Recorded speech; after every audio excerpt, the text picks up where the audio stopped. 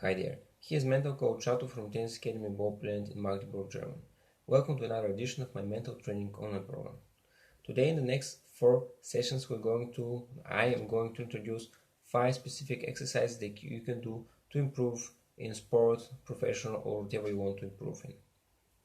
And what I'm going to talk to you about today is mental practice. And it is, as the name suggests, you are practicing only in your mind.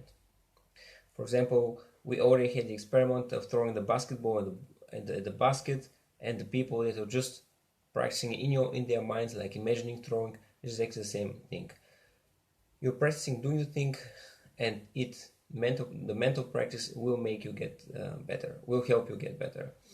For example, for the tennis court, you're learning the serve, which is a very complicated movement. It's maybe the most difficult thing in tennis to learn the serve, because you have to do something with the left hand, you have to throw with the right hand, you have to exercise the movement, and you have to know exactly what to do with the racket. You have to know when to do it, like the timing has to be correct, how high the ball is going to be, when you're hitting the ball, what you do with the legs, when do you jump, and so on.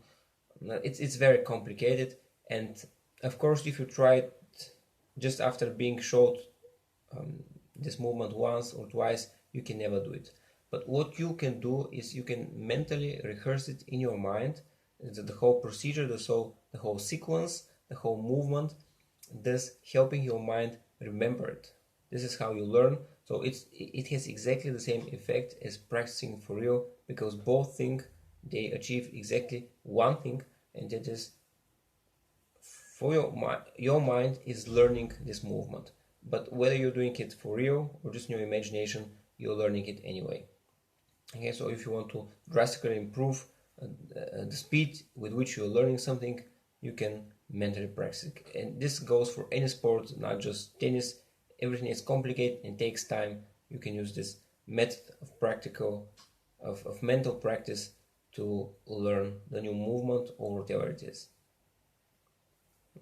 And you have the benefit of not having to go to training for it. You can do it anywhere. You can do it in your break, before you go to sleep. You can do it at home, or while you're on the train, while you're driving in your car, although that could be a bit dangerous. But when you're on the train, for example, or you're driving the bus, and you're just waiting, not doing anything anyway, you could do this and fill in the otherwise wasted time.